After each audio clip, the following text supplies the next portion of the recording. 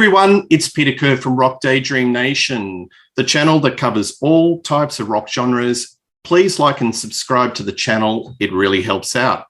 Today, I've got a guest list to cover the first Badlands album. Reed Little from the Contrarians, Joe B from the Contrarians, welcome back, buddy, and Steve Deluxe from Rock and Metal Invasion. How are you going, gents? Hey, good. Good. Fantastic. Looking forward to this one, as always. Good stuff. So, as I said, we're going to talk about this beauty, Badlands, the first album.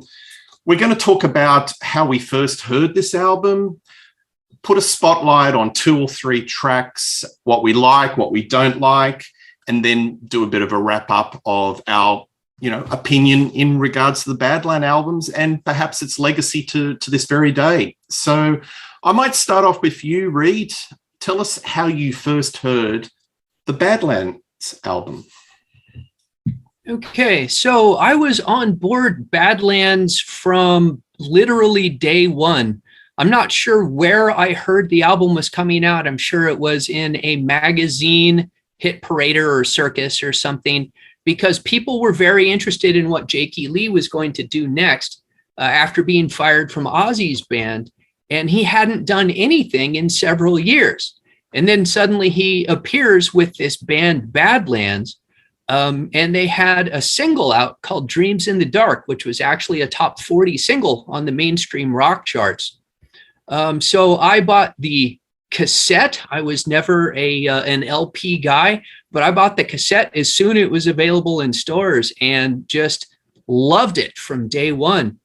And just as a point of interest, I was looking at the Wikipedia page for Badlands, and it really is very short on information. The Badlands has such an interesting history, and none of that made it into Wikipedia. So kind of what happened is Jake is he's so pissed off at the music industry, he's just hanging out at home working on his cars. In the meantime, Ray Gillen has started a career. He was in Black Sabbath for a few weeks, right? Toured with them a tiny bit after Glenn Hughes was unable to finish off the Seventh Star tour. He recorded the first version of Eternal Idol, at which point Tony kicks him out and replaces him with Tony Martin. So Ray joins Blue Murder for 30 seconds, but he's out of Blue Murder before they record that album. So Ray's trying to get a situation going, and he tries to get hold of Jakey Lee, and Jake won't return his calls. So Ray Gillen's mother calls Jakey Lee and guilts him into contacting her son. And that is how Badlands forms, with the help of Ray Gillen's mother. And Ray brought Eric Singer in from Black Sabbath. And then bassist Greg Chasen is somebody that Jake had known because Greg tried to get the bass gig in Ozzy. So they all just kind of came together to do this album. I saw them live. They opened on a huge tour for Great White and Tesla when Great White and Tesla were both huge. It was a fantastic live show. But even then, their very first tour, there was tension. I remember multiple points where Ray and Jake were going at it on stage. And there was one point where they both started doing different songs, right? Jake was playing one riff and Ray is singing a different song. And the way sound is set up on stage, you can't always hear what's going on. And Ray threw down his microphone. I remember it goes up to his monitor, rips off what was clearly the set list, goes over and holds it up in front of Jake's face, and he's yelling at him and pointing at the set list. So this is a band that had a lot of tension, but really put out just a great album, and then kind of committed commercial suicide, but we can get into that later. Thanks. That's a great opening. And it's nice to have some testimony from someone who actually saw Badlands live. Fantastic. Joe B. So tell us about your first encounter with the Badlands album. First of all, that's a fantastic story that Reed just told, because I had no idea about the tension live. And unfortunately, I was not able to see the band live. So what a great story. I believe I saw the Dreams in the Dark video, and that's what led me to buy the album. Now, I thought that Paul Stanley did a solo tour before this album, so I knew who Eric Singer is. But now that I've read, it says that he left Badlands to join Paul Stanley's solo tour. But somehow I knew about Eric Singer. I don't know if it was through Black Sabbath or whatever. But still am a huge Jakey Lee fan. He's my second favorite Ozzy guitarist. I really have not liked any Ozzy album since he departed. And I think this album is just outstanding. I love it. The first 5 songs, well, Winter's Call is a small interlude, but so the first 5 songs are just, Jade's song, I'm sorry. The first 5 songs are just absolutely stunners. And the thing I really like about this band is I always talk about there was a paradigm shift that occurred in maybe 1987, 1988, because I thought the music industry really got stale. For me personally, Cliff died from Metallica, and Motley Crue I don't know. They just sucked. And I was getting sick of the whole hair metal output. I didn't like Bon Jovi. So Guns N' Roses kind of kickstarted it. But there was all this great music that I think led into the 90s scene. And I include Badlands in that because they are definitely a throwback. We did that show on Come Taste the Band, and I think this is like Come Taste the Band on steroids. A lot of this music. It has that feel. It has that 70s feel. So this definitely was one of the albums that reignited my love for hard rock and metal. And I absolutely love the band. Wasn't able to see him live. I'm glad Reed shared his story. But you got those first 4 or 5 songs on the album are just stellar. The rest, I used to think that the rest of the album just fell off after that. But it's strong all the way through. It's just that the first 5 songs are just so amazing that maybe the rest of the album isn't as amazing, but it's still a great album. Yeah. But what a lineup. I mean, you have a great singer, you have Jakey Lee, you have Eric Singer, who's a legendary drummer, and then Greg Chasin on bass. Unfortunately, they shot themselves in the foot. I think they had so many things going against them to begin with. And then, I knew there was internal band strife, but with Reed's story, I wasn't aware it was that bad. So they shot himself in the foot, as well as all the other drama that we'll talk about as the episode proceeds. Absolutely. Nice. Thank you, Joe. Steve, how did you come across Badlands? Well, just a quick question for you, Reed. Was that that when you saw them, was that on the first album? So they just put out the first album? Is that right? Yes, it was.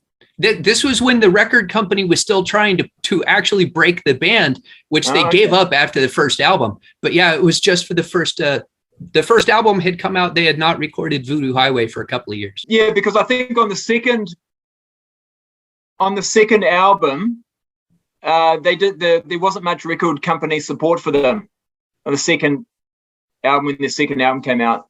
And I'd read something about their producer Paul O'Neill and Jakey Lee were not getting along very well, and the Paul O'Neill knew about Ray Gillen's condition, or his health condition, his health situation, and he was threatening to tell their record company about it. I was asking really more about the conflict if it was if it was the second album or first album, because I knew that they didn't get along very well when that second album came out, but I didn't realize they'd really not been getting along all that well right from the start. So started right off. Yeah. Interesting anecdote about the tensions. But Steve, just tell us how you first came across this album. Well, not to be honest, there's not a big backstory for that. It's just like, here's an album that's come out. It looks like something I might like. I hadn't seen any music video. I hadn't even heard any music. I know it's Jakey Lee. He used to be an Aussie, so I'll check it out. It's a total blind buy. So I think I might have read an interview maybe Greg Chasin had done on in the Hit Parader magazine, because I remember him saying about Devil Stomp. I think he said that was his favorite song from the album. But I was like, oh yeah, I'll check it out. That's it really. Okay. Nice. Well, sometimes the blind buys are the ones that lead you into that wonderful journey into a band's catalog or a rabbit hole. So, yeah, thanks. As for me, my first encounter with Ray Gillen, I think, is through this album, The Dream Runner, which is the Phenomena 2. So this is the follow-up to the 1984 concept album that was put together by Tom Galley, which had Glenn Hughes on lead vocals. But this one was less of a concept album and more just a collection of songs, very American-orientated rock. And you had Ray Gillen do a couple of songs along with John Wetton, Glenn Hughes, Max Bacon, amongst others. So the songs that Ray Gillen did was Stop, Move You, Lose, and Emotional Mama. I guess the thing that stuck out is that he's got this very operatic type of metal voice, and his songs are some of the standouts on that album. My next memory of this whole Ray Gillen story is that I was reading in Kerrang, and I was reading a review of Black Sabbath with Ray Gillen as the lead singer. So I was following the story of Glenn Hughes, where he did 5 shows only for Black Sabbath. So the story goes that he got punched by his roadie, and basically he had all these nodules or had some vocal problems as a result of this punch out, and he could barely sing. And the rumor has it, and I don't know if this is confirmed, that on the 5th show, Glenn Hughes' vocals are so bad. Apparently it was so bad that Glenn Hughes had to lip sync the show, and the keyboardist Jeff Nichols did the actual vocals. Meanwhile, while this was happening, Ray Gillen, who's a New York vocalist, was brought on the wings, and they were already courting him to bring him into the tour and push Glenn Hughes out. So Ray Gillen comes in.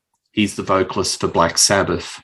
And that's my next encounter with the whole Ray Gillen story, reading in Kerrang that he was the lead singer of Black Sabbath. Another thing is with Badlands, my encounter with the album was basically maybe 20 years later. Rock Candy, wonderful, a reissue company. They brought out the Badlands album catalogue, first couple, which you can't get anymore, and we'll talk about the reasons why. And that first album is just sublime. And I'm always been a big fan of Jakey Lee. I love his guitar work with Ozzy. I agree with Joe. He's like probably my top 2 Ozzy guitarists of all time. Jakey Lee's always been one of my favorites. But what I liked about the sound of this album was it had this kind of a throwback to the 70s. It was a bit more of a stripped back sound. And the tonality of Jakey Lee's guitar was completely changed. He actually changed the tone of his guitar to fit the material. And we'll talk more about it when we go through the songs. But it's just a wonderful collection of songs. And I'll put it out there. I think it's one of the greatest rock albums of the 80s that maybe the mainstream have never heard of. And it needs to be discovered, and it needs to be known at the wider audience. Before I throw to you guys individually about talking about spotlighting songs, just to do a few stats, this album has only apparently hasn't attained gold status. So in 1990, it was around 400,000. So you might want to think that it's probably nudging gold by this time, or maybe a bit over. Buy it though, Peter. That's the problem. You see, it would be gold if you could actually buy it. You know. Yeah. Well, when it was out, it's not. Yeah. US it hit number 57, and UK it hit number 39. So that's the story. So what we might do is I'll throw to you, Reed. Pick a song off the album that you want to spotlight and tell us why you like this or dislike this particular song. Sure. I want to make a couple of general comments before we do that, because you can't talk about Badlands without talking about the influence of Led Zeppelin. So it always bugs me when people throw all hard rock metal from the late 80s into hair metal, right? And you get that a lot with Badlands. Oh, they were a hair metal band. Well, to me, now you can talk all day about what makes hair metal, but for me, Hollywood hair metal was influenced by Aerosmith, and they wanted to be Van Halen. Now, they couldn't play as well as Van Halen, and they didn't groove like Aerosmith, but those are the two bands that drove the hair metal scene. Badlands was straight down Led Zeppelin, and that really made them stand out. Now, interestingly, just before the Badlands album came out, Kingdom Come came out with their self-titled album, which was notorious for being a Led Zeppelin clone. And Whitesnake had really pushed the Led Zeppelin boundaries on the 1987 self-titled album. So Zeppelin reunion albums were starting to be a thing, but they had always intended Badlands to be a 1970s throwback. And other bands that the members of the band threw out as influences were Free, Deep Purple, Black Sabbath, Trapeze, Grand Funk Railroad, even Creedence Clearwater Revival, although not on this album, I think. That very much Voodoo Highway would be where that pops up, and Humble Pie. So they had aimed squarely at the 70s, but, you know, Jakey Lee is way too flash to be a 70s style player. He has some 70s style riffs, but that doesn't mean that some of his songs, you listen to them and go, yeah, this is a this is a Zeppelin style number. Now, I agree with Joe's general statement. The first side of the album basically is just killer. And it was actually written at two different periods. They recorded the entire first side in Los Angeles. Then they were having trouble and they took a break for several weeks and recorded side 2 in New York. So there's a real disconnect between the songs on side 1 and side 2. If you ever notice that, that's why the two sides are kind of coherent, but not with each other. But I'm going to start with Jade's song and then Winter's Call. I think of those as one thing. Jade's song, Jade is Jakey's daughter. And he wrote this beautiful little instrumental piece, and it really gives you a different flavor of Jake's playing, but it's also very Jimmy Page, right?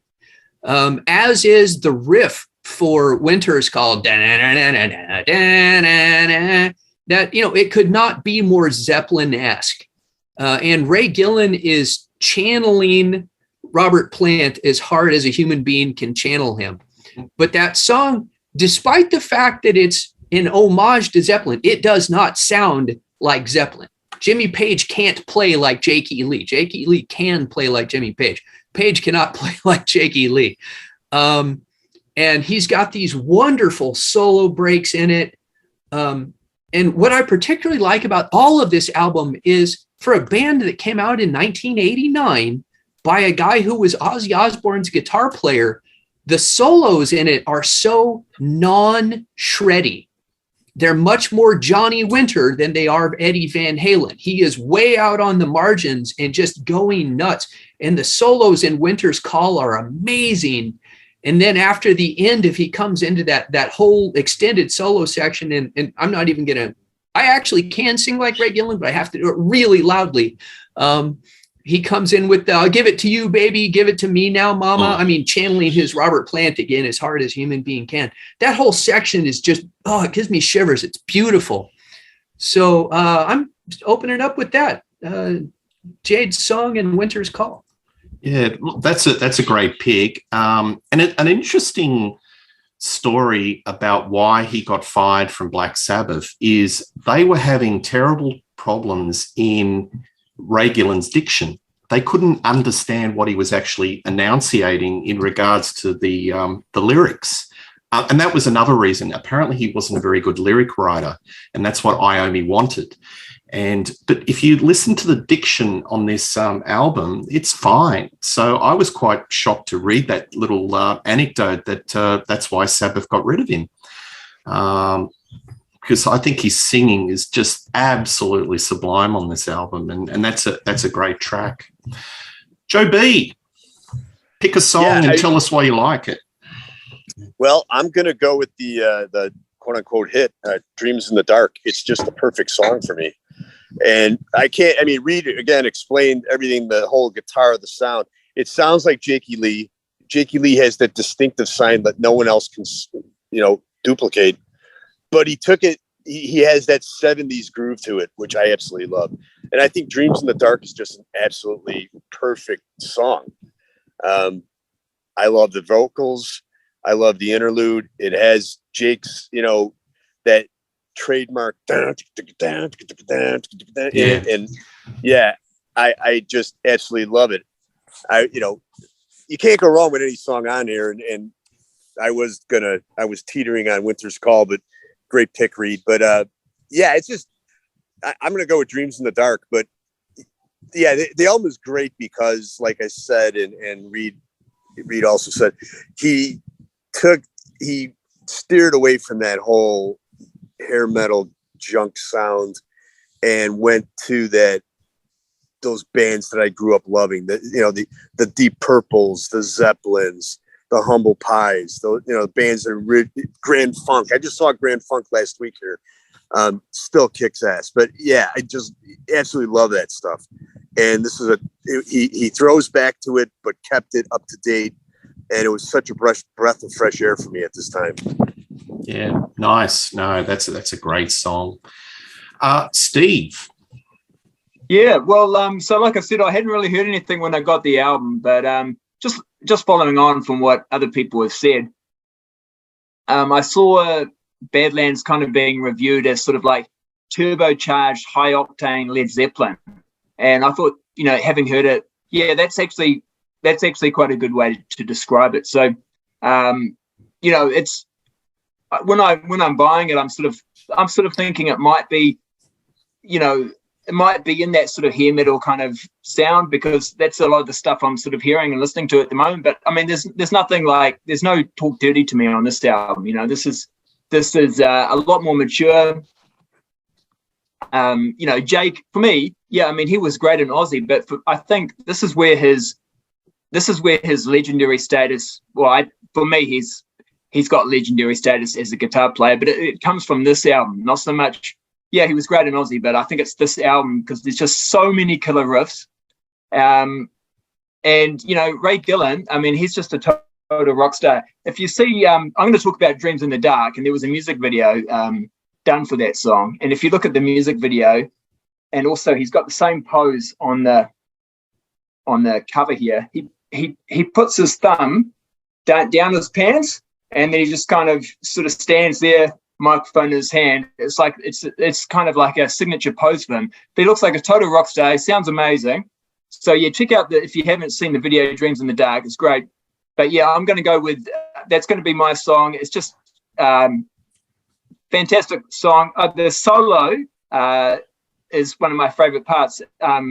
Ray Gillen sort of says, "Don't know which way to turn." That's the lyric, and then yeah, Jakey Lee just breaks into this awesome solo, and yeah, just an awesome song. There's so many great songs, but that's probably my favorite off the album. Nice. Well, I'm going to go, maybe it's a deep cut or not a deep cut, but I'm going to go with Hard Driver. So this was a song that Jake presented to Ozzy for the third album, but obviously we know where that ended up. This song is where the band is firing on all cylinders. And what I really love is that Jakey Lee's got this really jaggy driving guitar riff all the way through. But he's doing his little arpeggios, et cetera, but it's got this really staccato, jaggy driving guitar. And we've got to say the bottom end of bass and drums in this band, I've got to put a spotlight on those lads. They're fantastic. In fact, the musicianship of this album is just top notch. But no, I really love this song, Hard Driver. And look, I agree with everything you guys have said. The sound of this album sonically was something that had substance.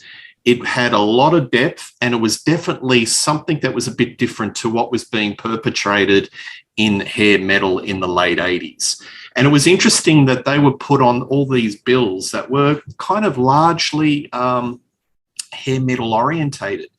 So if you look at the band and you see even the way they're dressed a lot more plainly and a lot more 70s rock orientated than the flash and the glitter and the hairspray of a lot of bands. So a typical lineup is they would be put on a bill with Great White. Now, I know Great White started off as being very Zeppelin-esque, but they went into something that was quite hair metal. But I think around at this time, there was a big, one of the big bills they were doing, Reed was being third on the bill with Cinderella and Great White. But that wasn't the show that you went and saw. So, but that was a major tour that they did America around this time in respect to this album. But anyway, that's my pick, Hard Driver. I think it's a killer song. Reed, next pick. Okay, I want to throw in something real quick on Hard Driver. Not too long ago, I watched this really long video with Jakey Lee and his current amp builder, Dave Friedman, where it's like 3 hours long. But one of the things that Jakey Lee says is, a guitar influence of mine that nobody ever talks about is James Williamson's playing on Iggy and the Stooges' Raw Power. And I thought, well, that's weird because I would never have heard that in his playing. But Hard Driver is the song on Badlands where you can hear James Williamson's influence. Jackie. So if you just think about that riff, that real janky, fuzzy, distorted riff that he's got going through the song, that's the influence of James Williamson in my ears. People, feel free to have your own opinions on that. So I'm going to go kind of unusual for me and pick the bluesiest song on the album, which is Rumblin' Train. So that's not typically where my preferences in rock and roll lie. I like the more aggressive stuff, but I love it because it's such a departure from the rest of the album. So again, this is on side 2. So this is an East Coast track. They actually call it, in the band, they called it the West Side and the East Side because of where the songs were recorded. So Rumblin' Train is just a straight up blues, but it swings. It's got groove. No American rock band since Aerosmith came close to having this level of hard rock and blues combined on an album. And live, Rumblin' Train was a jam track. It was just like they would start going and Jake would just, whatever he felt like doing. If he wanted to do jazz, he would do jazz. If he wanted to do Delta blues, because Jake plays slide on this album, right? And he would play slide. So it goes a lot of places. And then when you get to the back half of it, actually coming off of the solo, Ray Gillen just punches in with that Rumblin' Train. Again, he's doing it an octave higher than that. I don't want to blow out people's ears. So, but his vocal performance on that is so good. It just hits you right in the face coming out of the solo and into this massive vocal attack. And it really finishes that song hard. So to begin with, you're like, slow blues. Do I need this? But by the end, it's just got balls and it is awesome. Yeah, it's like it's a snowball. It picks up momentum as it goes along. I love it. Like a rumbling train. Yeah. That was one of the ones, I won't talk about it because you've covered it off perfectly, but I just put up a comment, Sexed Up Blues. It's sexy. It's a sexed up blues track. And Ray Gillen's vocals on this album, I think I've got a lot of Ray Gillen, but I think this is the sweet spot for his vocals. All righty, Joe B. Well, I'm going with High Wire. High Wire. I mean, it punches you in the face as soon as you drop the needle. It's like, I'm like, okay, this is great. Yeah. Just an amazing song. The guitar work, it's everything I love about rock and metal. And that's the song I'm going to go with. But I love when an album has a kick-ass opener, and you can't get more kick-ass than High Wire, really. Yeah. Look, it's a great opener. No, nice pick. That's great. Steve. I'll go with Streets Cry Freedom. I think I want to just mention the lyrics. I think, and not just on this song, but on the whole album, because I know you mentioned before, Peter, that perhaps lyrically, Ray Gillen, it wasn't perhaps one of his strengths. And I don't know, maybe Paul O'Neill was helping him out a bit with the lyrics, because I know that if you look at the credits, Paul O'Neill's, credited on, I think, 8 of the 10 songs or something like that. So maybe he's helped. But it's the lyrics on the songs are very interesting. They're kind of almost mythical. Again, a little bit Led Zeppelin-y. They're kind of like telling a story from a sort of like another time or place. So lyrically, Streets Cry Freedom is quite interesting, but musically, it's awesome as well. Especially like I think around about the 3-minute mark, the song changes a little bit, and there's like this big riff. It's like a breakdown from Jakey Lee, and then Ray Gillen sort of like he's sort of melodically sort of moaning over the solo. It's again quite sort of, you can imagine Robert Plant doing something like that. But just a really epic way to end side 1 on the vinyl version of it. So really good song. Yeah, no, that's a killer song. In fact, there's no, guys, it's a cliche, but all killer, no filler on this album. That's all I've got to say. I'm going to go high wire. I know I'm on the coattails of Joe B there, but what a banger of an opening track. And it's like, Ray Gillen's like doing Percy Plant on steroids. He's really just being a total rock star, just comes out of the speakers. And, I love the interplay and the separation of instruments on this track. You got the vocals versus the guitar versus the bottom end, and it's all combined and it's in perfect synergy.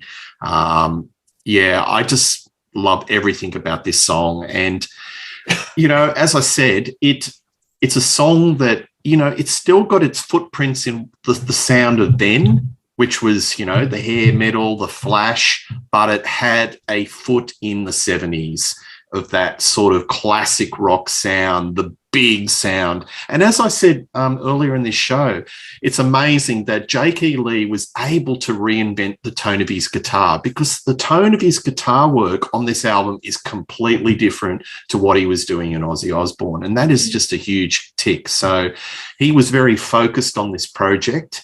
But as we will further discuss, there are other influences and other things that it just wasn't meant to be.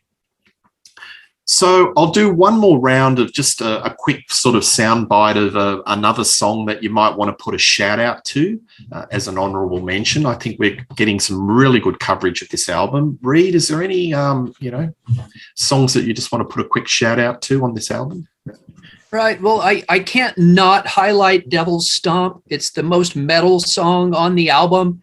And imagine being, 21 years old, listening to this album for the first time, had never heard it before. So it opens with this slow acoustic part. Ray Gillen is singing soulfully over it. And then that stops and the electric guitar just crashes in with one of the most killer riffs on the album. And then I especially love it. It's just such a simple thing, but Eric Singer, they go acoustic, electric, and then still electric, but repeating the acoustic part. And then before they get into the main riff, Eric Singer just starts going dum, bum, bum, bum on the bass guitar, or excuse me, on the bass drum, right, counting in. And then Jake hits that riff again, and it's just, it's so killer. And it was so killer live. Once they figured out what song they were playing, that was the song they fought over. Yeah. But yeah, that's just a smoking track. And like I said, the most metal song on the album. Yeah, no, nice. Joe B, quick shout out to another song. Yeah, I mean, Winter's song, Jade's song going into winter, the Winter's Call. I mean, Reed already explained it. I kind of skipped it because Reed chose it, but it's right up there with the rest. It might be the best song on the album. So it's not really an honorable mention for me. It's just an amazing song. But I got to shout out to that because it's just brilliant. Yeah. Thanks. And Steve? Yeah. Well, I mean, there's so, like, for me, there's so many great songs. As we were saying before, there's not really any filler. Just maybe there's some songs more epic than others. But I'll talk about Hard Driver. That opens up side 2. For me, it reminds me a little bit of High Wire, which starts off side 1. So they're really great sort of fast moving rockers opening up both sides. Again, the solo really stands out. It's, all the solos on the album from Jakey Lee, they're not just there for the sake of having a solo. They actually add something to the song. And also the song, it showcases everybody. You can really hear Eric pounding away on those drums. Just a great song. So yeah, Hard Driver. Yeah, good stuff. I'm going to highlight Jake's song. I just love the serenity of Ray Gillen's voice. So he can do the, screaming like Tarzan, but he can also do that really serene, beautiful, sort of soft sort of vocals. The runs, the arpeggio runs in this song with Jakey Lee, it kind of, I could hear a little bit of Killer of Giants. It was in that similar sort of vein. Maybe, I don't know, maybe I'm wrong, but that's something that I heard in that song. Some other ones, Seasons, I sort of said that was their Kashmir. Again, it's very Zeppelin-less, but I like it. And I also like Ball and Chain. Finishes off the album. It's got some wonderful, playful vocals of Ray Gillen. So I guess it's not on the vinyl. It's not on the vinyl though, Peter. Not on the vinyl. Yeah, well, I'm just including it.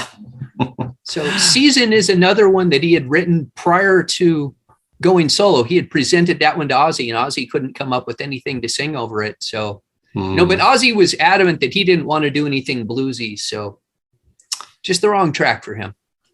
Absolutely. Well, I guess we've done a bit of a round. We all like the album. Maybe we could just, progressing the Badlands story along. I'll abstain from this because I might save it for another show. But if you gents want to talk about just briefly about what you think of the other Badlands albums. Reed, I know you've got some particular opinions. So maybe I'll start off with you.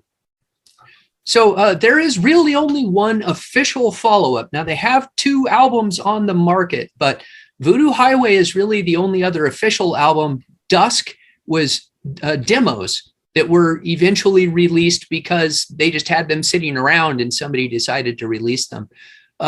So Voodoo Highway came out in the 90s. Grunge was already a thing. And this is when I said they committed commercial suicide. The album is very, very straight up blues. It's not even Led Zeppelin anymore. Now we're talking like The Doors mixed with Creedence Clearwater Revival. The sound is so much harsher. It's very abrasive. It's very fuzzy. But for all of that, I love it. I think it has some absolutely killer tracks on it. Their record company really wanted them to do a cover song. In fact, they wanted them to cover Vandenberg. And instead, they did a cover of James Taylor's Fire and Rain, which is, they do it all electric. And again, it's a little harsh sounding, but that album went absolutely nowhere commercially. It died pretty much instantly. I bought that album as a delete copy just a few months after it came out. I mean, at least where I was living at the time in Oklahoma City, nobody was buying that album. They weren't getting video play. They weren't getting airplay. So the band basically just died at that point. And the first Badlands album was huge in Japan. And people, joke about big in Japan. Not everybody is big in Japan. Badlands was huge in Japan, but Voodoo Highway was not. And then Dusk is almost just straight up blues again. So it went bluesy, but still very much hard rock, heavy metal to mostly, hard rock, no metal at all to it's just blues. Yeah. So their career trajectory did not match where music was going in the 90s, even without, the Ray Gillen shenanigans that came up much later. Yeah. I'll pick up on that, Fred, when we talk about the legacy and where things are at. So, that nicely said. Joe B, have you got any sort of comments about the subsequent Badlands albums, or maybe you're not that familiar? Yeah, well, I'm not sure. Voodoo Highway was quite a letdown. There's some pretty good songs on there. By that time, you could tell it just wasn't working out. Eric Singer was out of the band, which was a big disappointment to me. I don't know how much you want to delve into the how many things they had going against them as a band. I think that played definitely a factor. I mean, you listen to interviews with Jakey Lee, and he straight out says, he had, Sharon Osbourne blackballing him, and then he had a singer who his reputation was irreputable, and they erased the catalog where you can hardly find it. So unfortunately, what initially looked like a super group just had too many things going against it. They shot themselves in the foot, and they had other things going against them, and it never worked out. But Voodoo Highway was a big letdown for me. A couple good songs, but it just doesn't measure up to the first album. Absolutely. All right. Thank you for that. Steve, have you got any relationship with this album?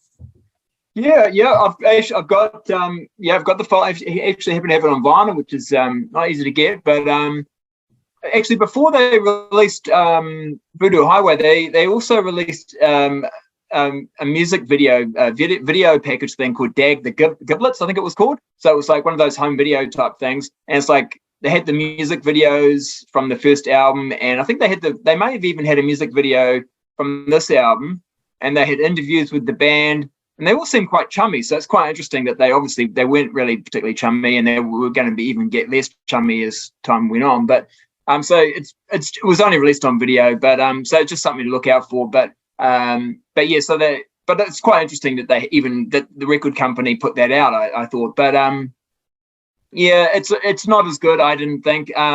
Definitely more bluesy, which is not necessarily a terrible thing, but it just doesn't. The songs on the album, I think the first song on the album sounds quite similar to the songs on the first album, and that's my standout track from the album.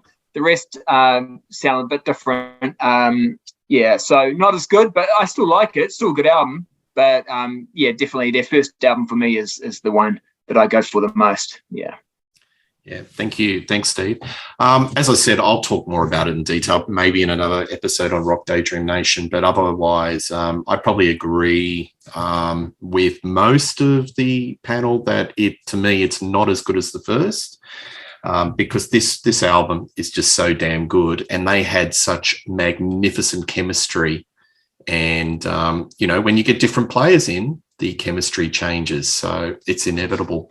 All right, well, I might lead off proceedings, and this goes into the legacy and what happened to Badlands, and maybe why they couldn't keep it together. And maybe we could just touch upon why the Badlands first album didn't sell more. So maybe I'll just start things off. So Ray Gillen, that's the elephant in the room. Ray Gillen is a bit of a volatile character. And just reading the story about, when he came into Sabbath, he was picked up he played in a band called Rondinelli, who was the drummer from Rainbow. There were stories that are out there that he was a bit of a wild child with Sabbath. He was in Sabbath for a period of about 6 to 8 months. Audience, you can correct me. And even then, he was just like a typical 24-year-old leading the rock style. There were rumors that he was very unreliable and just couldn't get his shit together. And that's why, other reasons were, he wasn't a lyric writer, and they were having problems in getting him to, sort of getting the vocals down in the studio. So he joins this band, and just reading the history of Ray Gillen in the band, he seems to be a very volatile character right from the get-go. He was kind of living the rock lifestyle. And if you look at this album cover, to me, Ray Gillen is photoshopped in. That is not a photo of a band. If you look at it very carefully, and I've studied this photo, to me, it looks like Ray Gillen has been photoshopped. So to me, that shows that it's actually, it sort of signifies you've got 3 versus 1. You've got this guy here who's very much his own man, and then you've got Jakey Lee and the rest of the band. And that's probably part of the problem. where you've got very distinct personalities. And I think that Jakey Lee and Ray Gillen are two alphas. And historically, when you look at rock bands and you've got two alpha males, that's where there's trouble. So I'll start it off, and then maybe we'll just throw to you, Reed. What are your comments of why maybe Badlands just did not get the success and maybe the legacy? Yeah, it is an interesting question. I know I've read a lot of interviews with the band over the years, and the bass player, Greg Jason, he says straight up, our AOR guy hated us. And they didn't want to support the album. They didn't want to throw any weight behind the album. They wanted them to be more commercial. Jakey Lee had been offered the spot as touring guitarist in Whitesnake. If you've never heard this story, he was offered the spot in Whitesnake that Vivian Campbell eventually got. And Jake didn't take it. Whatever, flaws Jake might have as a human being, he is quite the artist, and he does what he wants because of the music. So in a way, that's very admirable. So he was like, nope, I don't want to work for another singer. I'm just going to go home and tinker on my hot rods. And then eventually when he had the opportunity, he's like, nope, I'm going to do my own thing. And there was actually a point where Paul O'Neill, Jake did not get along with Paul O'Neill, their producer. Paul is most famous for doing Sabotage and Trans-Siberian Orchestra. And Jake thought he was the wrong guy. And Paul, according to the band, Paul basically horned himself in on the credits. They had no idea that Paul was going to give himself writing credits on their songs. And he may or may not have written lyrics for Ray Gillen. There's a song that has, all of a sudden, the Gonzaleses co-wrote lyrics with Ray, because at the time, just like the reason he was kicked out of Sabbath, Ray wasn't really a lyric writer. He was more of just a performer. But Paul O'Neill wanted to get rid of Jakey Lee from Badlands. And as Greg Chasen tells the story, Paul had a meeting and said, we need to get rid of Jake, and I'll get Doug Aldrich in to play guitar on this. And Ray was absolutely on board with that. And he said Eric has no opinions about anything. Eric's just a hired gun. He's had that mentality of, I'm just here to play. You can see that in every band he's been in. He played with Lita Ford and Gary Moore and Black Sabbath, and now he's in Kiss. And Eric is just look, I'm just paid to do a job guy. He wasn't going to take a political stance. But so it got down to Ray Gillen and Paul O'Neill saying, we need to get rid of Jake. And Greg says, no, this is Jake's band. You can't fire a guy from his own band. So tension from the get-go. This is before the first album is even out. Yes. And there's no way that can't not affect things. And the reason they had to take I think 6-week break in the middle of recording it is because the record company they're like, no, we wanted you to join Whitesnake and we want more commercial songs. So Dreams in the Dark is one of the last songs that they wrote because the record company was like, give us a hit, Doug, on it. And funny, because a lot of bands are given that directive and can't write a hit, but they actually wrote a top 40 hit, so good on them. Yeah. But that's not the direction they wanted to go. So, and this is before, it was years and years later that I'm sure you and Joe are going to get into Ray's problems, but it was years after that Ray's issues came up. Those were not an issue in 1989, 1990, 1991. So what was happening then was just the tension in the band, the record company, and Jake simply not caring what popular music was at the time. Jake was like, this is what I want to do. We're going to put out this album. And if people don't like it, well, that's too bad for them.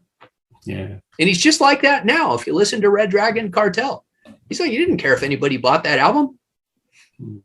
Yep. I've learned a few things. I didn't know about the Jakey Lee and Whitesnake story. It reminds me of when John Sykes tried to get David Coverdale fired out of Whitesnake. Very similar. As if that's going to happen. Gee whiz. All right, let's go to you, Joe. Maybe we'll move the story along a little bit. So I mean, I'm just trying to, you lose interest in the band, but I remember, you read that Ray Gillen passed away from HIV, but I just remember when Jake came out of the woodworks and started giving interviews, particularly to Eddie Trunk. And he talked about his career and how evil Sharon Osbourne is, and the way Badlands just never, could get off to the right start. But he mentions, first of all, it was, they had their backs against the wall because he blamed Sharon a lot for not getting that push. She had it out for him. And then apparently the HIV thing, because Ray Gillen is so irresponsible about it, they've been blacklisted. I mean, this is according to Jake. You can't find it's hard to find the albums. I don't know if they're on Apple Music or iTunes or anything. I know I burned my CDs early on, but I'm just going by what Jake said. It's pretty sad story, but maybe I'll just quickly intervene just for the viewers. Yeah. So there were apparently female partners of Ray Gillen that contracted HIV. Right. Yeah. And the reason why the album has been put under lock and key, part of a compensation element with the girls' families. So there's a sort of an ongoing issue in regards to it. Right. So I know Rock Candy had the reissue, but that only lasted very, very short time. And I can tell you, if you look on Discogs, even having an album like that or the reissue on Rock Candy, they're worth quite a bit of coin because you simply can't get it. It's not on Spotify, and it's basically it's like a raising. Yeah, but one thing I do want to say is I am a huge Eric Singer fan, because Eric Singer, he straight up says it's music business, it's not music friends. And I really respect the guy for having a career and going in and doing his job. And I could, at this point too, I could see him. I don't want to be part of this BS. I'm moving on. And he went on to bigger and better things. He went to Kiss and then Alice Cooper, then back to Kiss. And, he's there to make money and he's there to do a job. So I have a lot of respect for Eric Singer. But I'm glad you definitely nailed what happened with Ray Gillen, and it's unfortunate, and that's why the album is buried. But this band, I don't think ever had a shot, unfortunately, with such a stellar lineup. Yeah, and maybe they didn't have a shot because there's no Band of Brothers chemistry. Let's face it, did any of these guys have an actual friendship or relationship? It's all, there are supergroups where you put them on paper, but, musically there's a lot of chemistry, but from a friendship and a human relationship perspective, they're like strangers in the night. Yeah, but if you got a Sharon Osbourne against you, that's going to bury you as well. Yeah, well, I wasn't aware of that element. I wasn't aware of the Sharon Osbourne angle. I want to make a few comments about the whole Ray Gillen situation. And now, I don't want to be misinterpreted here.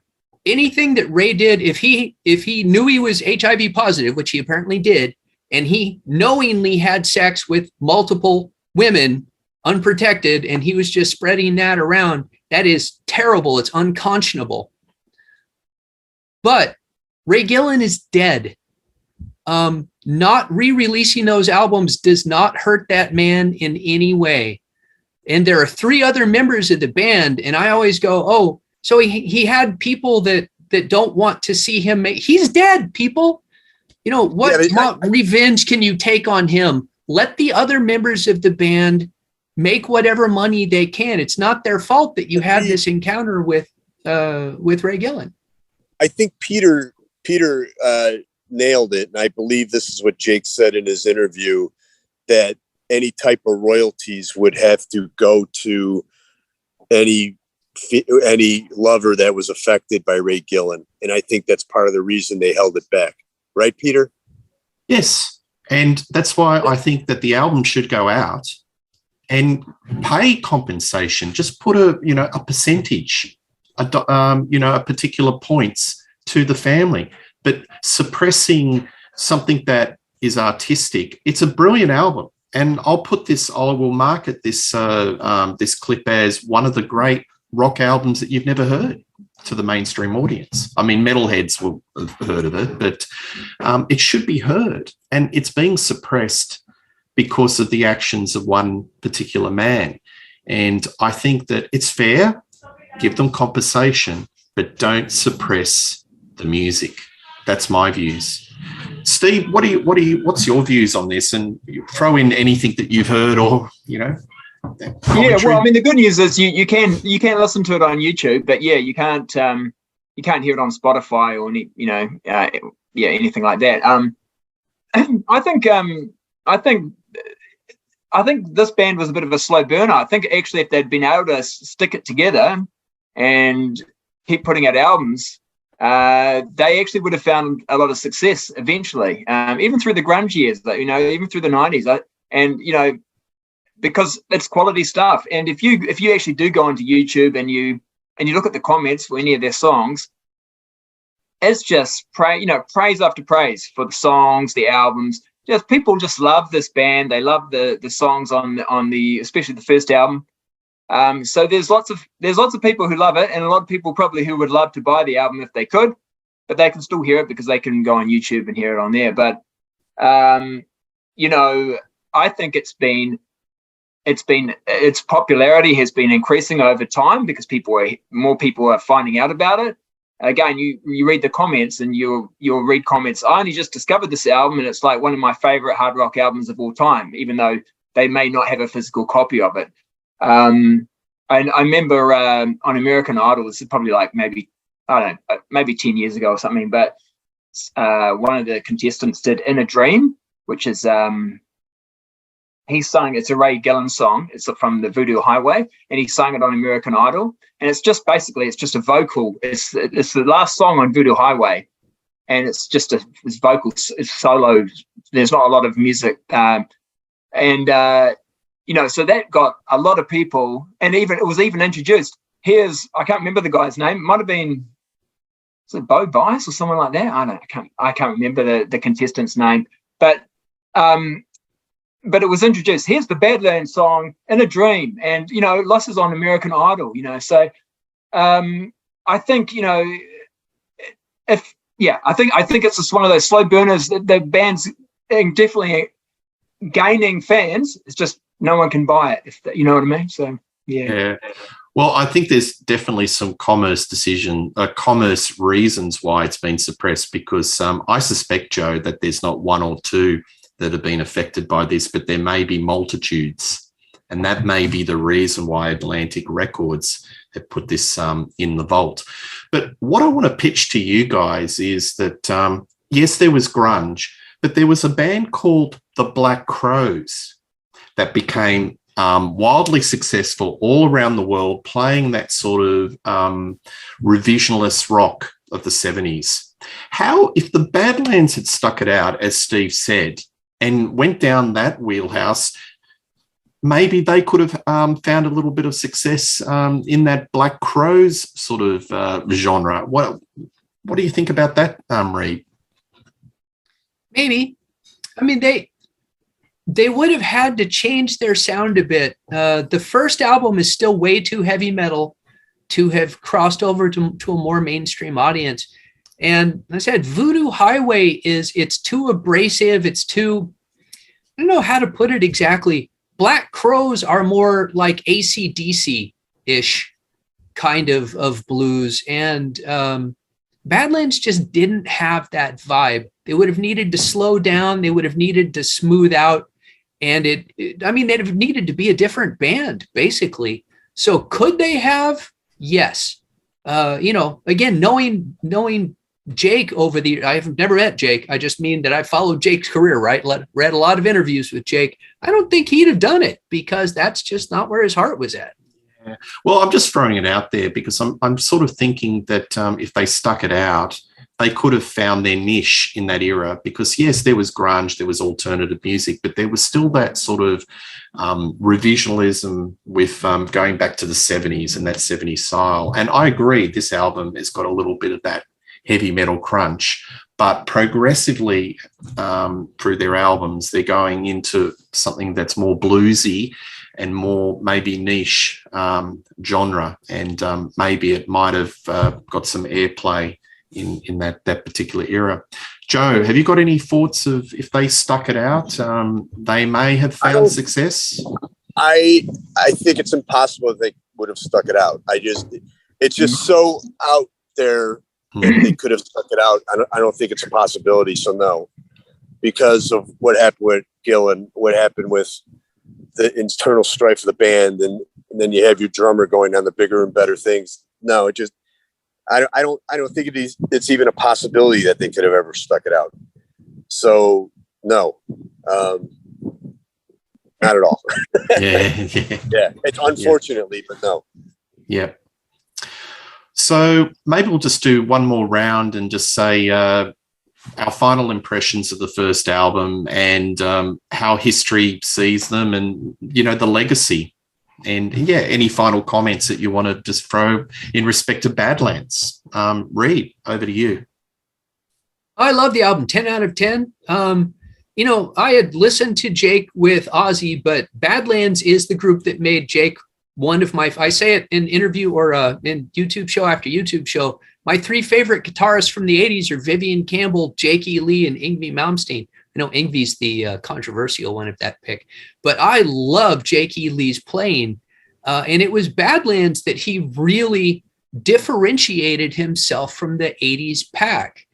Another piece of trivia, Badlands is named after a movie, a 1973 movie starring Martin Sheen and Sissy Spacek. So just throwing in a little trivia for you. Good old Terrence Malick. Badlands is a 10 out of 10 album. I still give Voodoo Highway a 7 out of 10. I enjoy it. But yeah, they were the right band at the wrong time on the wrong label. There you go. Joe B, any final words? Great album, great band. Everyone should go out of their way to check it out and watch this episode, do a little research on how things that look so promising can go so wrong, unfortunately. But as far as an album and a band, it's outstanding, and everyone needs to have it in their catalog and listen to it. Steve. Yeah, I'll pretty much just say exactly what Reed just said. Even about the favorite guitars, to be honest with you, Vivian Campbell and Jakey Lee would be two of my favorites as well. But I think Badlands is one of those bands that, and there's others as well.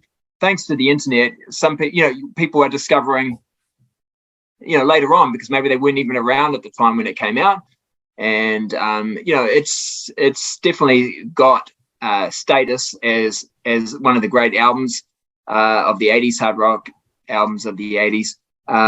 But because they weren't able to stick it together, the band itself is perhaps not as well known as what they could have been. I think there was a lot of anticipation when Jakey Lee sort of came out of retirement, or when he disappeared and then he came back, and it's just a shame. I don't think the albums he's put out recently, they've been good, they're definitely, but not quite been able to recapture the Badlands magic, and that's because he hasn't got the other players with him. But yeah, definitely that first album, it's one of my favorites. I played it this morning. I still love it just as much today as I liked when I first got it. So yeah, great album. Nicely said, Steve. Nicely said. Well, I'll finish it up by saying, Jakey Lee, put some more stuff out, mate. I love Red Dragon Cartel, and it was a long wait between drinks, to get some more material, and there's nothing being put out for some time now. So Jakey Lee, please put out some more material. But as for Badlands, I think it's superb. It's a 10 out of 10 album. I love it. I think it's a masterpiece, and it needs to be released. Get it out there. I've given my reasons. Just get it out there. Don't like the idea of something that's a masterpiece that's put under lock and key.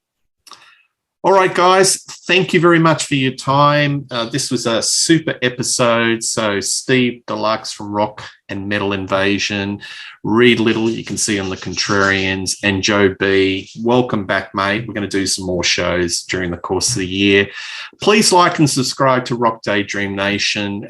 This is an enjoyable chat. Tell us what you think about the Badlands episode and your thoughts on their legacy.